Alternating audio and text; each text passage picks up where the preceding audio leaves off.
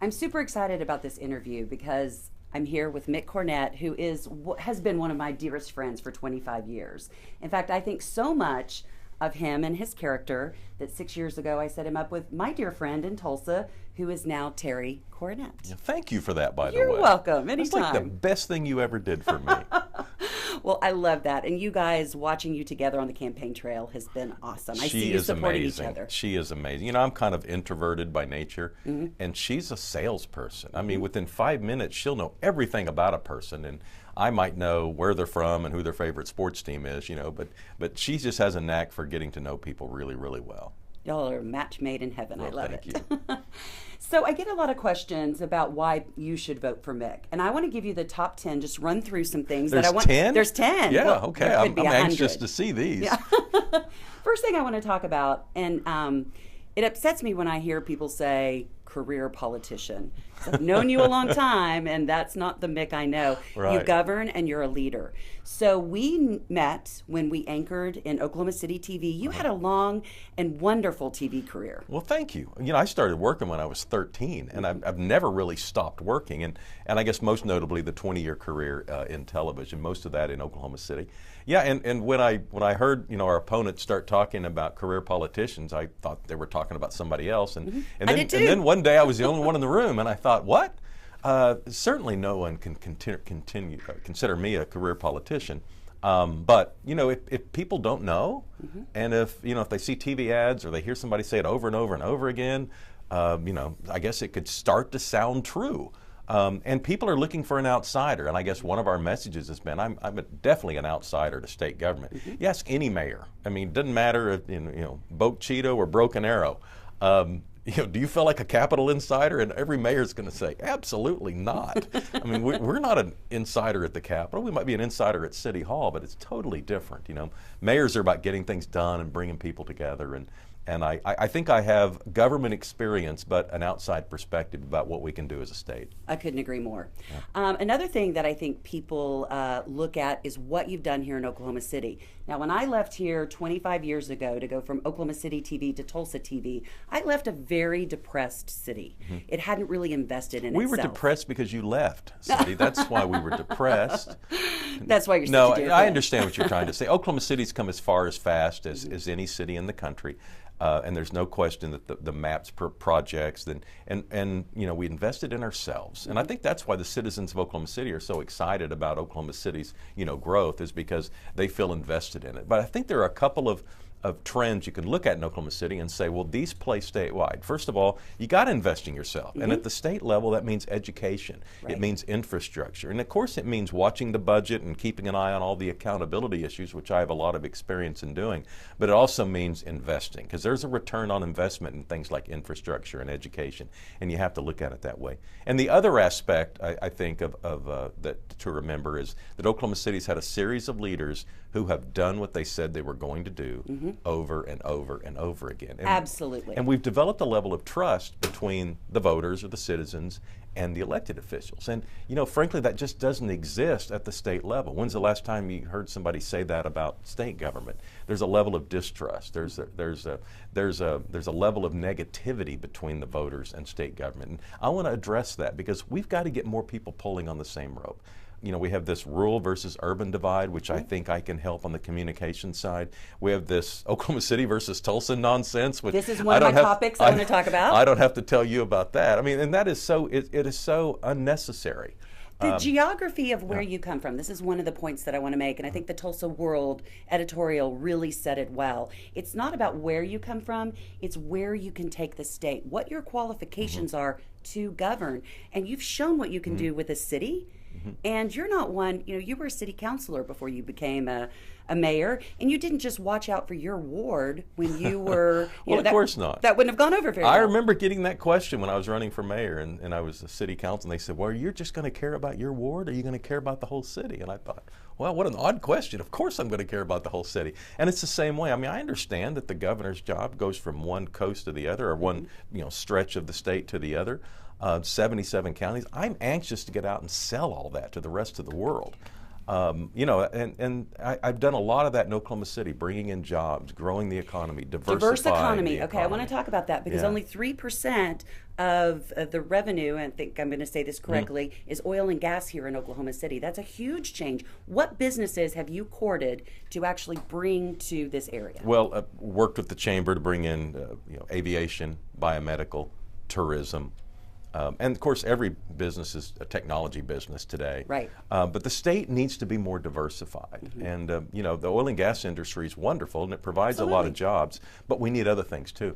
And I think that Route 66 corridor is such an undertapped resource. Another reason you should vote for him. You get selling this state, and Route 66, we have the biggest piece of it. Why don't we already own that? Well, we do some things, but I just think we could do more. And I would like anywhere in the world, if somebody thinks of Route 66, they think of Oklahoma. We ought to own it. Yep. And right now, if someone's traveling along Route 66, they're probably going to spend the night somewhere in Oklahoma.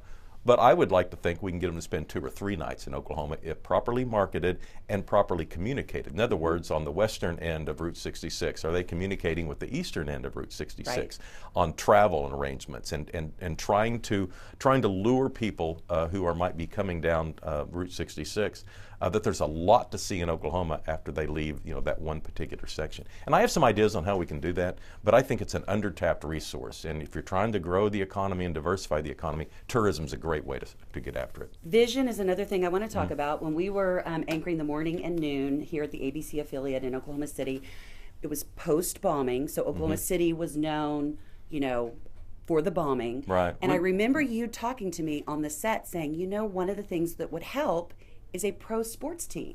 And I remember, and he has a sports background, so I was like, really? And then to see how that happened, walk people through why you are such a big reason why the Thunder are here. Well, after I was elected mayor, I realized that Oklahoma City had been branded by tragedy, and I was out trying to create jobs, and across the country, when people heard Oklahoma City, they thought of the bombing. And I thought, I can't build an economy out of sympathy.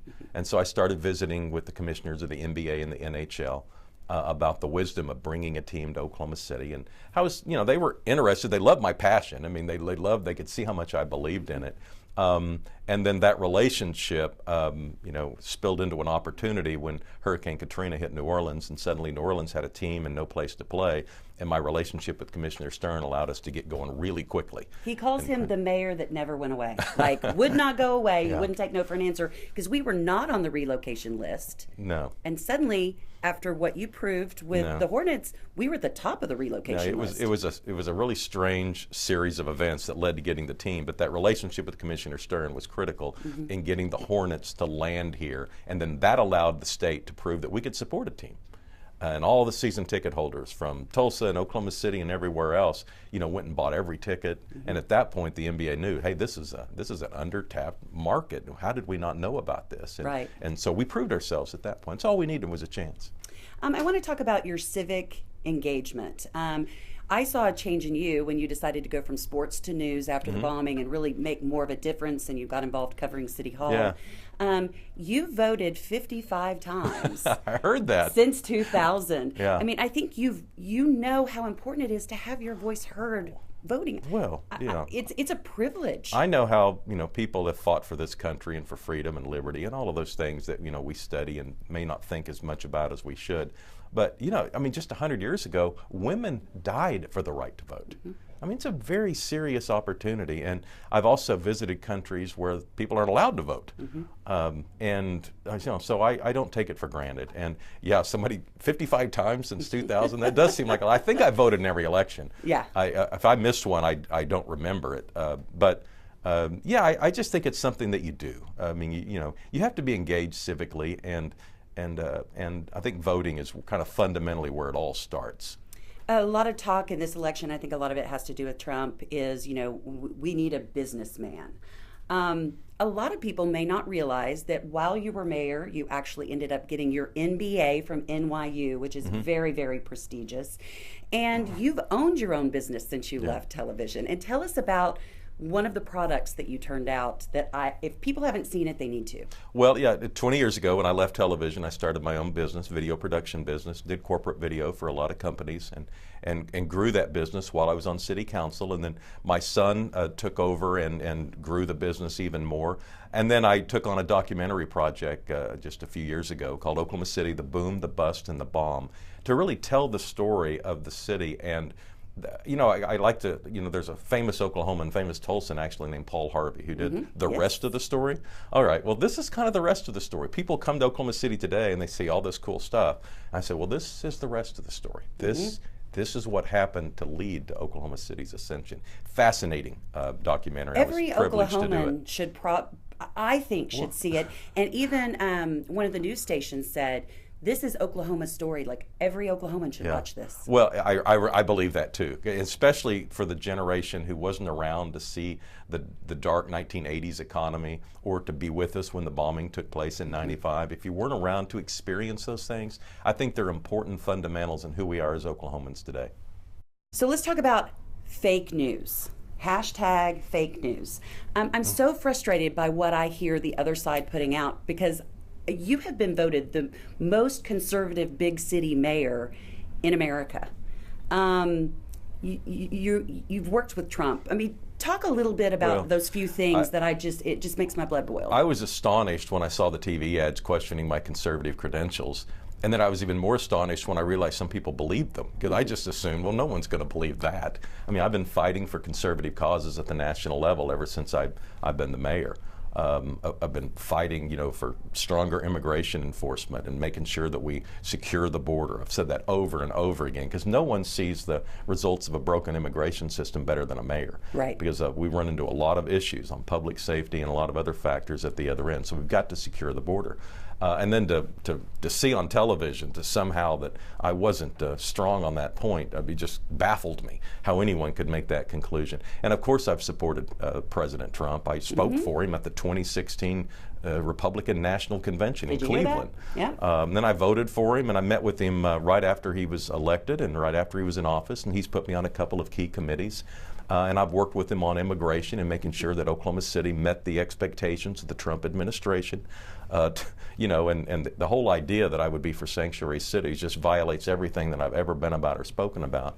And knowing you, I know that. Yes. Yeah, well, and you have an opponent who will say anything to try and get what he wants, and he wants to be governor. So I tend to think people are starting to figure that out. But I guess we'll find out Tuesday. Absolutely.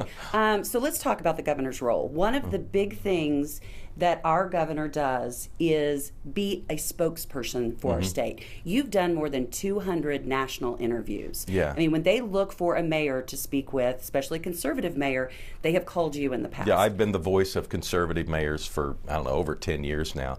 And I think that's a responsibility of the governor to stand up and control the narrative for the state, because what people think of another state, a lot of it has to do with the leadership and when they've seen those people on national television. How did they carry themselves? How did they speak? What did they say? Did they look like they knew what they were talking about? And right. And I think all that background in television certainly helped me on the spokesperson role. But I think controlling the narrative and setting the tone is really important. And it goes further than that, really. Having good communication skills allows you to get out and champion things that I believe in. And you're the best leader I know. I mean, I've called you about any issues that have come up the last 25 years. I'm like, let me call Mick. I'm going to figure this out. Well, to me, health and education are the most fundamental things for a state, for at least for our state, to worry about or to work on. And we just need to have higher expectations and higher standards. And absolutely. And that's on our shoulders. It's in our families, it's in our communities, and ultimately the whole state. But we need to have higher expectations. And I don't look at the governor's role as something that's just pertinent during the legislative session. It's a 12-month-a-year job to be out and be the champion. And I intend to really raise up the accountability and the transparency of state government, but also be out there and be the champion for health and education. Another thing that the governor does is puts those legislators in line. I mean, you guys have got to work together. And that's the key. Yeah, they have not been doing that, in my opinion, from what I've watched. And you are a consensus builder, and you get it. I mean, it's it's the results. We need results, and that you did that with Oklahoma City. Well, so. and to work with people, I mean, you have to figure out how to make them want to work with you. And I think that they understand I don't have some hidden agenda. I don't have a list of people I like and a list of people I don't like. I listen, and then I figure out, you know, how can we work together on this, and how can we bring people together? Because, you know, as we talked earlier, that, you know, that urban-rural divide is silly. Oklahoma City shouldn't be competing against Tulsa. I mean, we ought to all be working together for the betterment of Oklahoma. And I not only believe in that, I know how we can do it. And so I really feel like I can help bring the state together. And, you know, we're not a big enough and powerful enough state to be our own worst enemy. We've got to start pulling on the same rope. And I've been working from a leadership perspective on how to do that and how to communicate it. And I think I can bring the state together going forward. Well, I believe in you, very much so. But I have to tell you, like, I've done some social media for some candidates. You are the first candidate that the moment you called me and said you were running, I'm like, how can I help? What can I do? Wear my t-shirt around, I wear my button. I'm surprised I don't have it on today. I really feel like you are this answer and have the experience. And so I've got 2 more points to make. One is that you're going to be able to govern the first day you get in office. There's going to be no training wheels for 4 years. Well, that's right. I mean, I have executive branch experience, and, you know, I understand how to lead. And, you know, it's not like the private sector. I mean, you have to work with people. You have to get people to want to work with you. You know, you can't just walk in and everybody salutes and then goes out and does what you say. I mean, government doesn't work that way. We might think it does, or we might want it to, but it doesn't. Especially in Oklahoma, where we have a constitution that limits the authority of the executive branch. And so I'd love to strengthen the authority of the executive branch. I think that's important from the accountability standpoint. But at the end of the day, you've got to work with people, and that legislature and those relationships are very, very important. You are not one to brag on yourself, but many of you may not know that Fortune magazine this year, so this wasn't 10 years ago, this was this year, named you one of the top 50 leaders in the world. Number 25, as a matter of fact. And to give you an idea of some other people who are on the list, Oprah's number 27, and she started a network. So, but it was from the work that you did govern and leading this city. So I'm just going to give you this last moment to just talk to people and let them see your heart, because you're just a great guy. Well, we're down to the final stages of the campaign, and I think most people by now are, you know, convinced, hopefully you're convinced, that I'm the guy, that I'm the person that can best lead this state forward. But we got to have people go out and vote. You know, I have the endorsement of the Tulsa World and the Oklahoman, and just picked up the Claremore newspaper just yesterday, so that's exciting. And we have the support of leadership throughout the state, business leaders, tribal leaders, church leaders. I mean, the leadership understand what I bring to the job, but those aren't votes. And at the end of the day, it's people getting out and voting. Early voting is open now, but Tuesday is the big day. And you know, with high turnout, we're going to be fine. If the lower turnout is, the more nervous I get. So do what you can to get people out to vote on Tuesday. And it is so important. I mean, it is, you know, your civic duty to vote. So yes, definitely get out. And I'm telling you, this guy, from a leader standpoint, from a character standpoint, is just one. I mean, you're probably as close to a brother. I'm an only child, but you're probably as close to a brother as I have. Well. And I am proud to say that I am voting for Mick Cornett. I'm proud to put this video on and tell you guys the top 10 reasons why you should vote. Please share this with your friends. And because I am an Emmy award-winning investigative reporter, do your own research too. Don't just take some commercial or some video at face value.